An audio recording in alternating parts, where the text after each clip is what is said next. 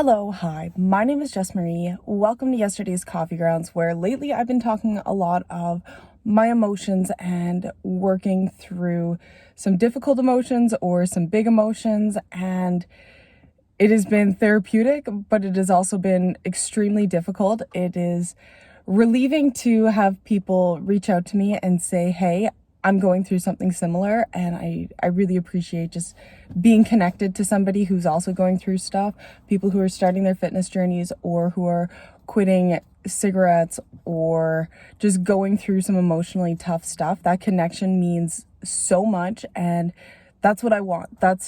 Connection is just so huge in my life, and this has probably been one of my worst years. A lot of people said 2020, worst year, right off.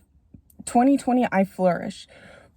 That was the year I kind of found out I was an extroverted introvert in some kind of weird way, where I do really well by myself, where I can channel and focus my energy. I spent a lot of time in my art shack painting, and I would express all my emotions through painting and artistry and writing and playing music, and also making what my friend coined as art house films. And I don't know if that's like a common term, but basically they're just little mosh-ups, and that's on my old channel. And I kind of let that part of me fade when I became a mom and stepped into that role, because with being what I'd call an art shack gal, I was also smoking a lot of weed. I was drinking at 11:30 in the morning, and I was not taking care of myself, and I got really, really thin.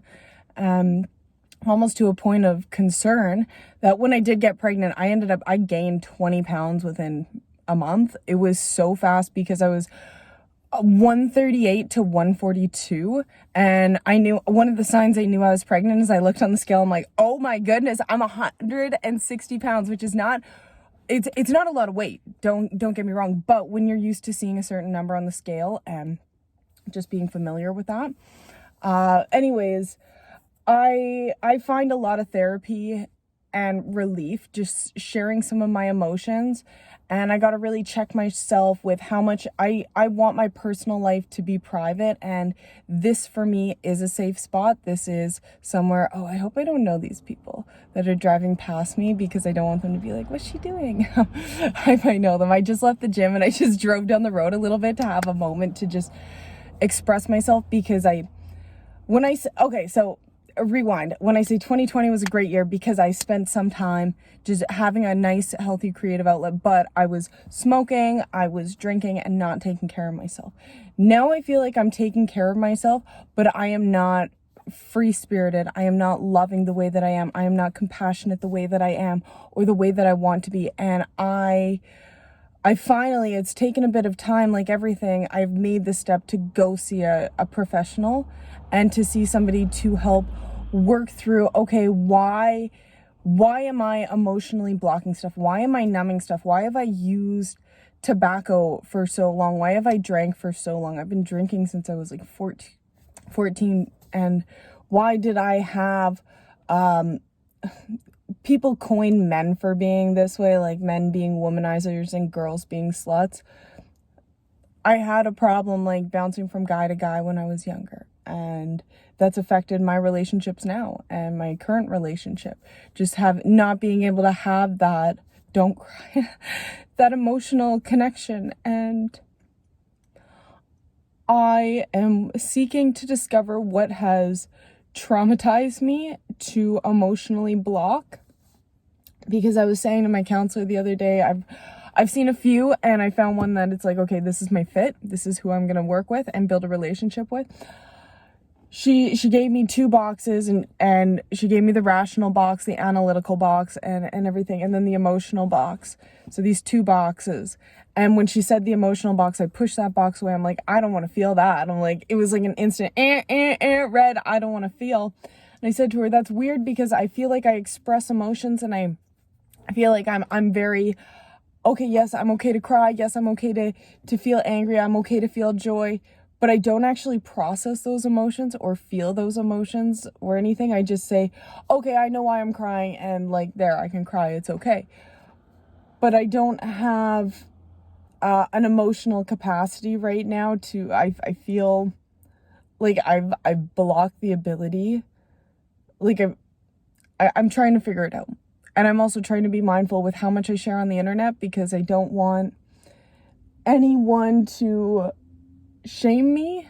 I don't want anyone to criticize me, because we're all humans and we're all working through something, and I want to feel connected and I want to feel normal and related to people, because I feel like the better I'm doing for myself, the more I'm taking care of myself, I'm eating the right things and trying not to be too restricted with my diet or anything.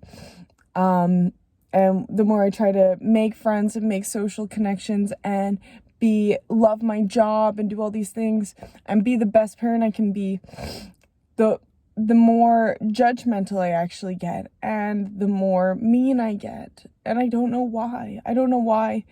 And I maybe it's because I am spending this time on myself, and I don't know, it's just a really drastic change, but I've become so mean. And maybe if there's somebody out there watching this and they're like, you can't be mean, I don't know.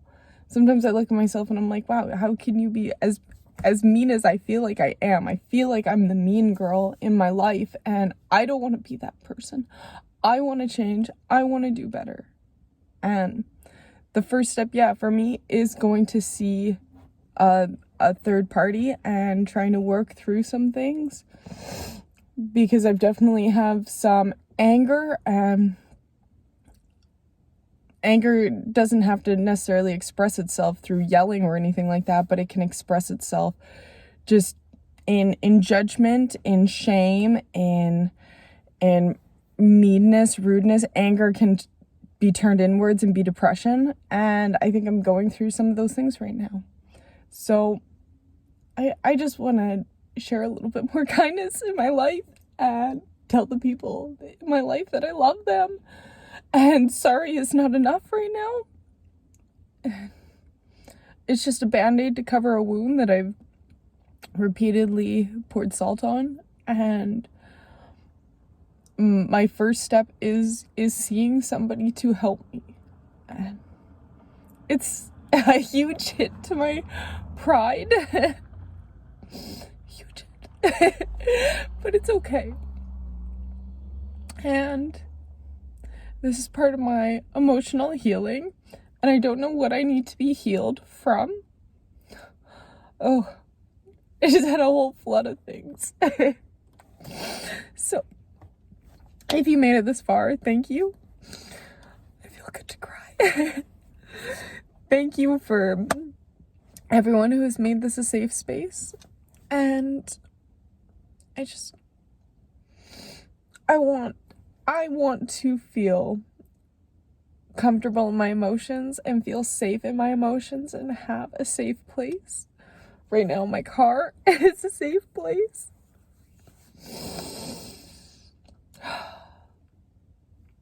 Thank you. Okay. Wherever you are in the world, not to tell you what to do, but I hope you have a wonderful day. And whatever you need for your emotional sobriety, find that and nurture that. And a woman walking down the streets, don't see me. Okay, I love you. Bye.